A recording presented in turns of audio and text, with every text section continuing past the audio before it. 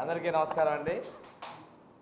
ఈరోజు మనం విశాఖపట్నం జిల్లాకు సంబంధించి ప్రభుత్వం ఏదైనా నిర్ణయం చేసినటువంటి విజన్ మీటింగ్ కింద P4 కోసం డిస్ట్రిక్ట్ కమిటీ మీటింగ్ ఏర్పాటు చేసుకోవడం జరిగింది.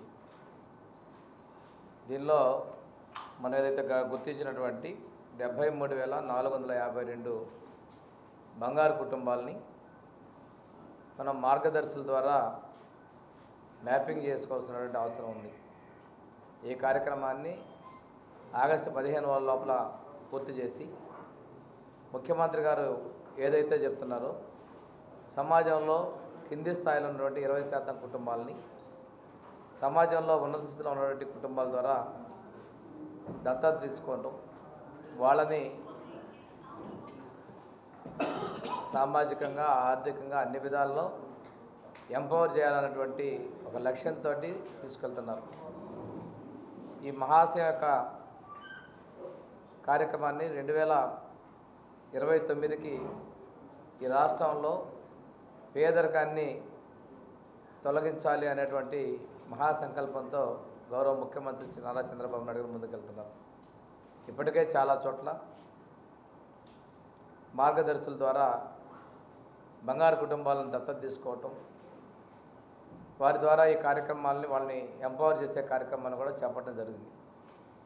ప్రతి ఒక్క కాన్స్టిట్యున్సీకి కూడా ఆ కాన్స్టిట్యున్సీలో ఉన్నటువంటి ఎమ్మెల్యే చైర్పర్సన్గా, స్పెషల్ ఆఫీసర్ కన్వీనర్గా ఆ కాన్స్టిట్యున్సీలో కూడా ఈ బంగారు కుటుంబాలని డేటా వాళ్ళకి ఇవ్వడం కూడా జరుగుతుంది. ఎప్పుడూ లేని విధంగా కాన్స్టిట్యున్సీ స్థాయిలో కాన్స్టిట్యున్సీ లెవెల్ ప్లానింగ్ బోర్డ్స్ను కూడా ఏర్పాటు చేయడం జరిగింది. వీటన్నిటి లక్ష్యం కూడా స్వర్ణాంధ్ర సాధనలో పేదరిక నిర్మూలన కోసం మనం ముందుకెళ్తా ఉన్నాం. ఈరోజు తీసుకున్నట్టయితే మన దగ్గర ఉన్నటువంటి పరిశ్రమల్లో కావచ్చు, అదేవిధంగా సంపన్నులు కావచ్చు, గుర్తించేటువంటి పని కూడా జిల్లా యంత్రాంగం మొదలుపెట్టడం జరిగింది.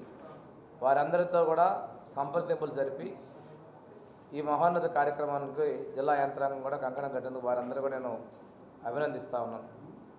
ఈరోజు తీసుకున్నట్టయితే ఎన్డీఏ ప్రభుత్వం, తెలుగుదేశం, జనసేన, బీజేపీ పార్టీల ఉమ్మడి ప్రభుత్వం అధికారంలోకి వచ్చిన తర్వాత విశాఖపట్నం మీద పారిశ్రామికంగా అభివృద్ధి పథకాలను నడిపించాలనే ఉద్దేశంతో చాలా పరిశ్రమలకు ఈరోజు మనం తీసుకురావడం కూడా జరుగుతూ ఉంది.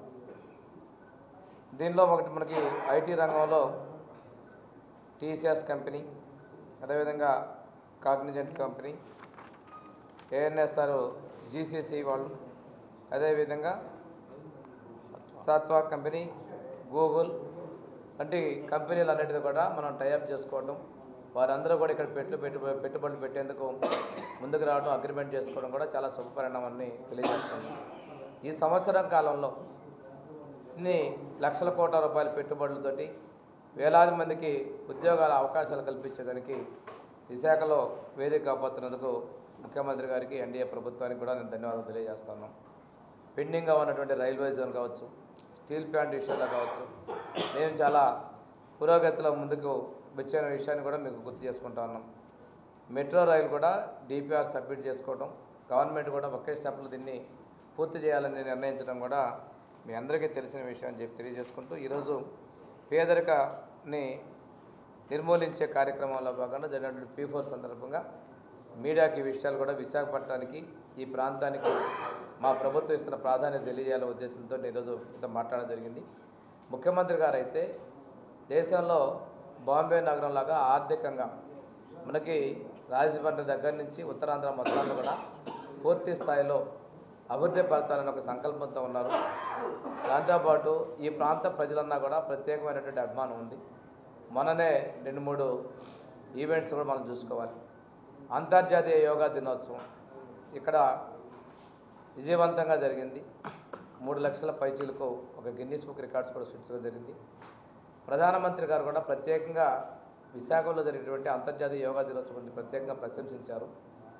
ఇది తెలుగు ప్రజలు, ముఖ్యంగా ఆంధ్రప్రదేశ్లో విశాఖ నగరంలో ఒక సంకల్పంగా దీన్ని చేస్తుంది అనేది కూడా ప్రపంచ గుర్తింపు పొందేందుకు ఇక్కడ ఉన్నటువంటి అధికార యంత్రాంగాన్ని, అదేవిధంగా ప్రజాప్రతినిధుల్ని, మీడియాను కూడా నేను మనస్ఫూర్తిగా అభినందనలు తెలియజేస్తా ఉన్నాను.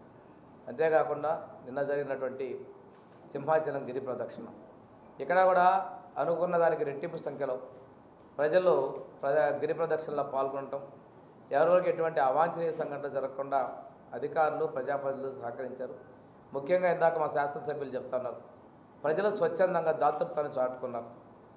వాళ్ళకి ఎవరికైనా బాగలేకపోతే ట్యాబ్లెట్స్, అదేవిధంగా వాళ్ళకి ఆయింట్మెంట్స్తో పాటు స్థానికంగా ఫుడ్ చిన్న చిన్న వాళ్ళు కూడా వాళ్ళకి ఏదంటే అది టిఫిన్స్ కూడా చేసి కంటిన్యూస్గా చేస్తున్నారు. వాళ్ళకి అది చూసి ప్రజలు కొంచెం ఆశ్చర్యపోయే విధంగా వాళ్ళు చేస్తున్నటువంటి విశాఖ ప్రజల యొక్క దాతృత్వాన్ని, ఆకలి తెచ్చే తత్వాన్ని కూడా కొనియాడారు.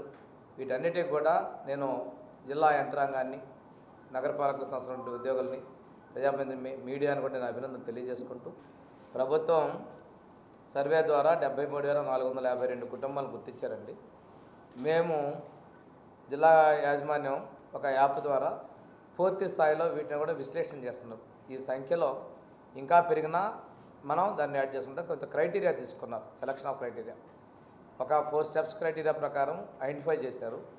వీరిలో ఏమైనా పొరపాటున అవసరం లేని వాళ్ళు ఉండొచ్చు, లేదు ఇంకా ఈ సంఖ్య పెరగచ్చు అనేటువంటిది కూడా చర్యలు తీసుకుంటాం. ఒకటి, మా ప్రభుత్వం ఎక్కడ కూడా పారిపోవట్ల. ఒక ఉదాహరణ తీసుకుంటే తల్లికి వందన కార్యక్రమం, చాలామంది విమర్శలు మాట్లాడారు. ఇంకా ఇవ్వలేదేంటి, మేము ఎంతమందికి ఇచ్చామని అన్నారు. ఈరోజు మేము కొన్ని గ్రామాల్లో మేము వెళ్తున్నాం. మన ఈరోజు సుపరిపాలనలో తొలియాడు కింద మాకు శాసనసభ్యులు వెళ్తున్నారు. ఒక్కొక్క ఇంట్లో 4గురికి అమౌంట్ వచ్చిన వాళ్ళు ఉన్నారు, 5గురికి వచ్చిన వాళ్ళు ఉన్నారు, 39,000, 52,000, 65,000 కూడా వచ్చిన వాళ్ళు. ఎవరైతే విమర్శించారో వాళ్ళే నోరు మూసుకునే విధంగా ఇది చేసేయడం జరిగింది. అదేవిధంగా భారతదేశంలో ఎక్కడ విధంగా నేనేంటంటే దివ్యాంగుల శాఖలను సీనియర్ సిటిజన్ శాఖ కూడా నా దగ్గర ఉంది. కేంద్ర ప్రభుత్వం ఢిల్లీలో ఉత్తరాఖండ్లో జరిగిన కాన్ఫరెన్స్ నేను అటెండ్ అయినప్పుడు 4,000 రూపాయలు, అదేవిధంగా దివ్యాంగులకి 6,000 రూపాయలు, 10,000 రూపాయలు, 15,000 రూపాయలు పెన్షన్ ఇస్తున్నట్టు ఏకైక రాష్ట్రం భారతదేశంలో ఆంధ్రప్రదేశ్ రాష్ట్రం అని. ఆ మన చుట్టుపక్కల ఉన్న ఆ రోజు ఆ కాన్ఫరెన్స్ కంటే దేశాల్లో మన రాష్ట్రాల్లో ఉన్నటువంటి అందరూ కూడా ఆశ్చర్యపోయే విధంగా పెన్షన్లు ఇస్తున్నాం. సంవత్సరం ప్రతి నెల కూడా 2,300 కోట్ల రూపాయలు ఒక సామాజిక భద్రతా పెన్షన్లకి మనం ఖర్చు పెడుతున్న విషయాన్ని కూడా గమనించుకోవాల్సిన అవసరం ఉంది. ఈరోజు తల్లికి వందన స్కీమ్ ఇవ్వడం జరిగింది. అదేవిధంగా రైతులకు కూడా ఈరోజు అన్నదాత సుఖీభవ కూడా ఎక్కడా లేని విధంగా మనం కేంద్ర ప్రభుత్వంతో కలిపి తొలి విడత డబ్బులు కూడా రేపు ఇవ్వబోతున్నాం. 7,000 అంటే మొత్తం స్కీమ్ల ప్రాజెక్టులో కూడా 20,000 రూపాయలు సంవత్సరానికి ఇవ్వబోతున్నాం. సంక్షేమంలో మేము చెప్పినటువంటి సూపర్ 6 ఎక్కడా కూడా వైఫల్యం లేకుండా చెప్పిన మాట ప్రకారం మేము అందించేందుకు మా ప్రభుత్వం సిద్ధంగా ఉంది. కేంద్ర ప్రభుత్వం ప్రధానమంత్రి మోడీ గారి సహకారాన్ని మరవలేంది. అదేవిధంగా ఉప ముఖ్యమంత్రి పవన్ కళ్యాణ్ గారు దీనికి పూర్తి సహాయ సహకారాలు కూడా అందిస్తూ ఉన్నారు.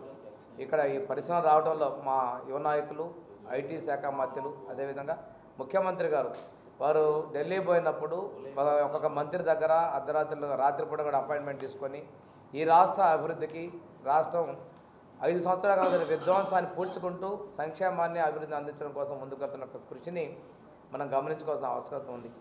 జరిగిన నష్టాన్ని పూడ్చుకుంటున్నాం, ఆర్థికంగా జరిగిన ఇబ్బందులు పూడ్చుకుంటూ వాటిని సంబంధించిన ఇంట్రెస్ట్ పే చేస్తున్నాం. అదేవిధంగా తీసుకున్న డబ్బులో కొంత కట్టుకుంటున్నాం. అభివృద్ధిని సంక్షేమాన్ని చేస్తున్నాం. ఏ గ్రామానికి వెళ్ళినా, ఏ వార్డుకి వెళ్ళినా, ఏ డివిజన్కి వెళ్ళినా మా ప్రభుత్వంలో డెవలప్మెంట్ చూపిస్తున్నాం, సంక్షేమాన్ని చూపిస్తున్నాం. ఇంకోటి, ఎవరికైనా లబ్ధిదారులకు గ్రీవెన్సెస్ ఉంటే సచివాలయాల ద్వారా వాటిని పరిష్కారం చేసి అందరికీ ఇచ్చే విధంగా మేము చర్యలు తీసుకుంటున్నాం. మార్గదర్శుల్ని మనం ఐడెంటిఫై చేస్తున్నామండి. ఇన్ని కుటుంబాలు ఉన్నాయి మనకి, ఉన్నటువంటి పారిశ్రామికవేత్తలు కావచ్చు, వ్యక్తులు ఆర్థికంగా స్థిరమైన వ్యక్తులు కావచ్చు, ఉద్యోగస్తులు కావచ్చు, మేము పిలిపిస్తున్నాం. వెబ్సైట్లో కూడా ఇన్వైట్ చేస్తున్నాం. పర్సనల్గా కూడా మనం అడగందే అమ్మాయినా పెడుతున్నట్టుగా ఈ స్కీమ్ ఉంది, దీన్ని మీరు రండి అని చెప్పేసి సంపాదన ఉన్నటువంటి వాళ్ళని కూడా మేము డిస్ట్రిక్ట్ యంత్రాంగం అవసరమైతే ప్రజాప్రతినిధులు కూడా ఏ కాన్స్టిట్యున్సీలో వాళ్ళు ఐడెంటిఫై చేసే విధంగా మేము చర్యలు తీసుకుంటున్నామండి.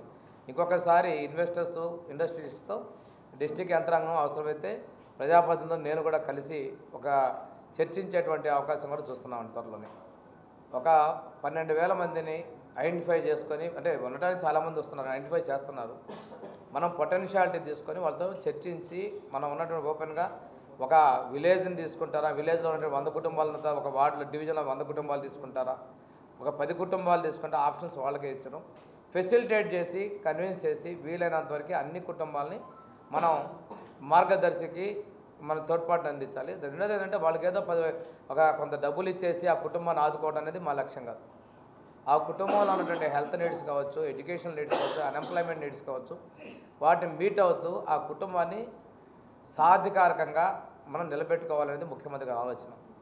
మనం డబ్బులు ఇచ్చేస్తూ ఉంటాం, అదేదో ఒక అవసరానికి వేస్ట్ అయిపోతాయి కాకుండా మీట్ అవుతూ వాళ్ళకి అన్ని విధాల అవగాహన కల్పిస్తూ ముందుకు తీసుకోవాలనేది ఒక గొప్ప లక్ష్యాన్ని ముఖ్యమంత్రి గారు. ఆ లక్ష్య సాధనలో అధికారులు కావచ్చు, ప్రజాప్రతినిధులు కావచ్చు, మీడియా కూడా పూర్తి సహకారాలు ఇవ్వాలని మనస్ఫూర్తిగా కోరుకుంటున్నాను.